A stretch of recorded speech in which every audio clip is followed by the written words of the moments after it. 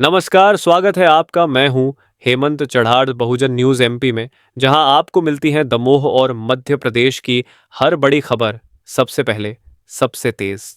दमोह जिले से राष्ट्रीय सुरक्षा से जुड़ा एक गंभीर मामला सामने आया है। लोक सेवा केंद्र की आधार कार्ड बनाने वाली 2 मशीनों के क्लोन होने और उन्हें अन्य राज्यों में अवैध रूप से उपयोग किए जाने की जानकारी सामने आई है। इससे यह आशंका गहराई है कि बांग्लादेश और पाकिस्तान के नागरिकों के लिए फर्जी आधार कार्ड बनाए गए हैं। जानकारी मिलते ही प्रशासन हरकत में आया। कलेक्टर सुधीर कुमार कोचर ने इस मामले की जांच के लिए अधिकारियों की टीम गठित कर दी है। सभी आईडी धारकों की जांच कराई जा रही है। कलेक्टर ने बताया कि एक शिकायत प्रमाणित होते ही संबंधित आईडी तत्काल बंद कर दी गई है। पुलिस अधीक्षक श्रुतकीर्ति चौबे ने भी पुष्टि की कि यूआईडीएआई से तकनीकी जानकारी मंगाई गई है और साइबर सेल जांच में जुटी है।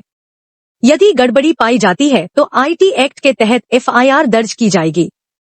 यह मामला देश की पहचान प्रणाली की सुरक्षा पर बड़ा सवाल खड़ा करता है।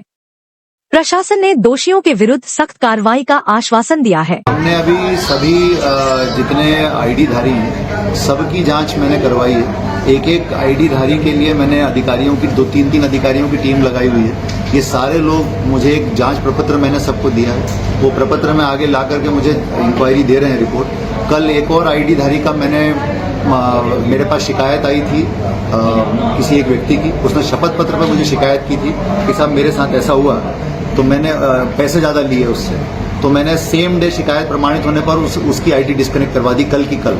तो यदि कहीं से शिकायत आती है तो हम बहुत तत्परतापूर्वक कार्रवाई करेंगे। जांच सारे आईडीज की हम लोग करा रहे हैं। उसकी रिपोर्ट की मुझे प्रतीक्षा है। जब वो रिपोर्ट आ जाएगी तो उसमें जो भी गड़बड़ होगा उसको किसी को नहीं छोड़ा जाएगा। हमें ये पत्र प्राप्त हुआ था कि दमोह के 2 अलग अलग आधार बनाने वाली जो मशीनें हैं उनके दमोह के बाहर चलने के और उससे कुछ आधार कार्ड में बदलाव और नए आधार कार्ड बनने की शिकायत हुई है। उस शिकायत को हमने जानकारी में लेते हुए उसमें कुछ यूआईडीएआई से कुछ जानकारी ईमेल पे मंगाई है, जो टेक्निकल और बाकी साइबर सेल को हम उपलब्ध करा रहे हैं। उस जानकारी के आधार पर अगर ये चीज इसकी तस्दीक होती है कि ये कोई गड़बड़ी की गई है कि इसमें फर्जी आधार कार्ड बनाए गए या फिर उसमें दमोह के बाहर उसको कहीं उसका एक्सेस लेके उसको यूज किया गया है, तो नो डाउट कि आईटी एक्ट में एक अपराध के रूप में दर्ज किया जाएगा और हम उसकी जानकारी अभी जुटा रहे हैं। जैसे ही हमें उसके संबंध में कोई भी साक्ष्य प्राप्त होते हैं इन्वेस्टिगेशन में, तो उस शिकायत जांच पे हम आगे कार्रवाई करेंगे। सर अभी एफआईआर हुई है कि नहीं? अभी एफआईआर नहीं हुई है, अभी तो जांच में ही है मैटर, पर हम जल्दी इस विषय में निर्णय ले लेंगे। सर इसमें जो इसकी समिति होती है आधार कार्ड की, इसमें जिले के 10 आला अधिकारी होते हैं, कलेक्टर से लेकर दूसरे आदमी होते हैं, तो सर इसमें कोई मॉनिटरिंग नहीं होती मंथली या ईयरली? अभी इस विषय में मेरे पास जानकारी नहीं है कि इसमें जो कमेटी बनाई गई है उसके क्या कर्तव्य और क्या रिस्पॉन्सिबिलिटीज निर्धारित की गई हैं। मुझे लगता है मॉनिटरिंग के लिए अलग अधिकारी यूआईडीएआई के बनाए जाते हैं। ओवरऑल इसके सुचारू रूप से चलने के लिए जो कमेटी होगी उसका कर्तव्य और उसकी रिस्पॉन्सिबिलिटीज अलग होती होंगी। लेकिन ये बात सही है कि अगर इस तरह की गलती निकलती है तो जरूर इस बात पे ध्यान दिया जाना चाहिए और जितनी भी ये मशीनें आधार कार्ड के लिए नियुक्त की गई हैं उन सबकी जांच की जाए।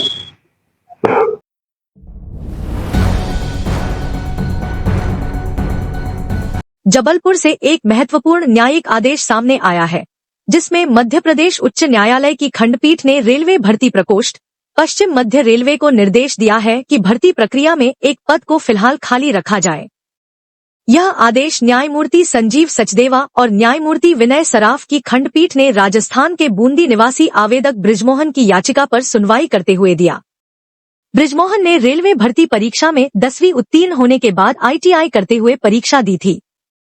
उसने लिखित परीक्षा और साक्षात्कार पास कर लिए थे, लेकिन दस्तावेज सत्यापन के दौरान यह स्पष्ट हुआ कि उसकी आईटीआई प्रशिक्षण उस समय पूरा नहीं हुआ था। इसी आधार पर रेलवे ने उसकी नियुक्ति रद्द कर दी।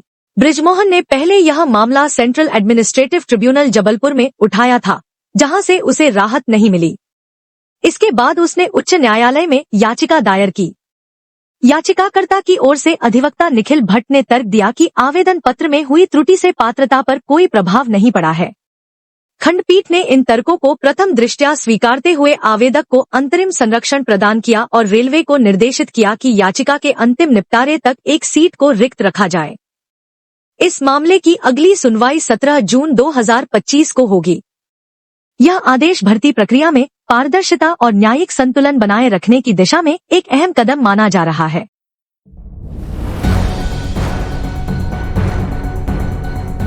भिंड, मध्य प्रदेश। जब प्रशासनिक व्यवस्था ही मृतप्राय हो जाए तो जीवित को मृत बताना कोई असामान्य बात नहीं लगती, मगर भिंड जिले में जो हुआ वह सरकारी लापरवाही की पराकाष्ठा है। यहाँ तहसील कार्यालय ने ऐसी चूक कर दी जो न केवल हास्यास्पद है बल्कि गंभीर भी। एक नागरिक के नाम से जारी किए गए मृत्यु प्रमाण पत्र में पूरा भिंड ही मृत घोषित कर दिया गया। प्रकरण सामने आने के बाद हड़कंप मच गया। बताया जा रहा है कि तहसील कार्यालय द्वारा स्वर्गीय मोहन राज नामक व्यक्ति की मृत्यु दर्ज करते हुए स्थान की जगह पूरे भिंड को ही मृत स्थान बता दिया गया। तकनीकी त्रुटि कहकर मामले को दबाने की कोशिशें शुरू हुईं, लेकिन स्थानीय नागरिकों और जनप्रतिनिधियों ने इसे प्रशासन की गहरी नींद और कागजों में पाप धोने की आदत करार दिया है। विपक्ष के नेताओं और नागरिक संगठनों ने इस मामले को लेकर तहसीलदार पर सख्त कार्रवाई की मांग की है। उनका कहना है कि यह घटना दर्शाती है कि भिंड सहित कई जिलों में प्रशासनिक कामकाज अब सिर्फ खानापूर्ति बनकर रह गया है, जहां संवेदनशील दस्तावेज भी बिना देखे जारी कर दिए जाते हैं।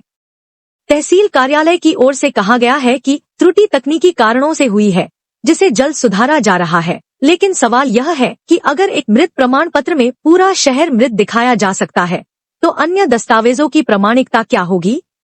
यह घटना सरकार और प्रशासन के उस मोहन राज वाले कार्य संस्कृति पर भी सवाल खड़े करती है, जहां जवाबदेही कम होती जा रही है और आम नागरिक सिस्टम की भूलों का शिकार बनते जा रहे हैं।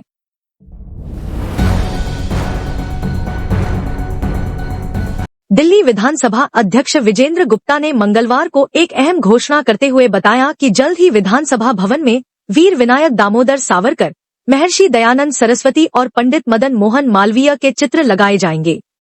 यह निर्णय सामान्य प्रयोजन समिति की बैठक के बाद लिया गया, जिसमें सर्वसम्मति से इन महान व्यक्तित्वों को विधानसभा में स्थान देने का प्रस्ताव पारित किया गया। विधानसभा अध्यक्ष ने कहा कि यह निर्णय इन महापुरुषों के राष्ट्र निर्माण में ऐतिहासिक योगदान को श्रद्धांजलि देने के उद्देश्य से लिया गया है। वीर सावरकर के क्रांतिकारी विचार, महर्षि दयानंद का सामाजिक सुधार आंदोलन और पंडित मालवीय का शैक्षिक पुनर्जागरण में योगदान भारत के गौरवशाली इतिहास के महत्वपूर्ण अध्याय हैं। सावरकर की तस्वीर को लेकर देश भर में समय समय पर राजनीतिक विवाद उठते रहे हैं, लेकिन इस फैसले को ऐतिहासिक व संतुलित दृष्टिकोण से देखा जा रहा है, जिसमें क्रांति, सुधार और शिक्षा तीनों प्रमुख स्तंभों का प्रतिनिधित्व होता है। राजनीतिक हलकों में इस निर्णय को लेकर हलचल शुरू हो गई है। भाजपा ने इस फैसले का स्वागत किया है, वहीं कुछ विपक्षी दलों की ओर से तीखी प्रतिक्रियाएं भी सामने आ सकती हैं। लेकिन विधानसभा अध्यक्ष का कहना है कि यह निर्णय राजनीतिक नहीं, ऐतिहासिक और सांस्कृतिक विरासत को संजोने का है। चित्रों के अनावरण की तिथि जल्द घोषित की जाएगी। विधानसभा सचिवालय इसकी तैयारियों में जुट गया है। यह कदम दिल्ली विधानसभा को राष्ट्रीय विचारधारा और गौरवपूर्ण अतीत से जोड़ने का प्रयास माना जा रहा है।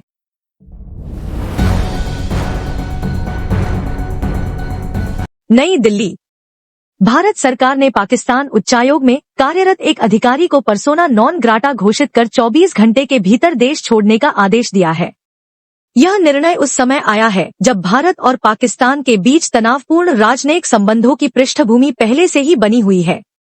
संबंधित अधिकारी पर राजनयिक मर्यादाओं का उल्लंघन करते हुए भारत विरोधी गतिविधियों में संलिप्त होने का गंभीर आरोप है। विदेश मंत्रालय ने इस बाबत पाकिस्तान उच्चायोग को एक औपचारिक राजनयिक पत्र डिमार्शे सौंपते हुए सूचित किया कि भारत सरकार ऐसे किसी भी अधिकारी को बर्दाश्त नहीं करेगी जो अपने विशेषाधिकारों का दुरुपयोग करता है।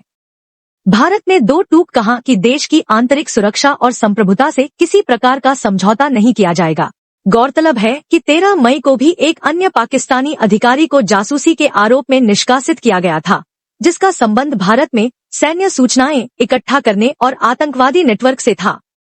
अब एक और निष्कासन से यह साफ हो गया है कि भारत ने सुरक्षा के प्रति जीरो टॉलरेंस नीति अपनाई है।